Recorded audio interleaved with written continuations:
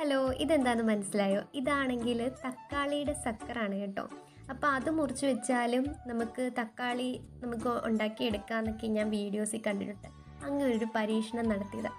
അപ്പോഴാണെങ്കിൽ ഇവിടെയാണെങ്കിൽ ഇപ്പോൾ ഒരുപാട് അപ്പൂപ്പൻ താടി വരുന്നുണ്ട് കേട്ടോ. നേരത്തെ ഇതൊന്നും കാണാൻ പോലും ഇല്ലായിരുന്നു. ഇപ്പോൾ ഒരുപാട് ഇങ്ങനെ വരുന്നുണ്ട്. നമ്മൾ താമസിക്കുന്നതിൻ്റെ കുറച്ച് മേളിലായിട്ട് വനമാണ് കേട്ടോ. കുറച്ചെന്ന് പറഞ്ഞാൽ ഇച്ചിരി ലോങ്ങിൽ വനമാണ്. അപ്പോൾ അവിടെ നിന്ന് ഇങ്ങനെ പറന്ന് വരുന്നതാണെന്നാണ് എനിക്ക് തോന്നുന്നത്. ഓക്കെ, അതൊക്കെ പോട്ടെ. നമുക്കിന്ന് കുറച്ച് വെണ്ട പാകണം കേട്ടോ. അപ്പം കുറച്ച് വെണ്ടത്തൈ എൻ്റെ കയ്യിലിരിപ്പുണ്ട്. ഇവിടെ വെണ്ട മാത്രം അങ്ങോട്ട് പിടിക്കുന്നില്ല. എനിക്ക് തോന്നി ഈ വേനൽ സമയം ആയതുകൊണ്ടാണ് അത് പിടിക്കാത്തതെന്ന് തോന്നുന്നു. എന്തായാലും കുറച്ച് വിത്തുണ്ടല്ലോ, അത് നമുക്കിന്ന് പാകാം.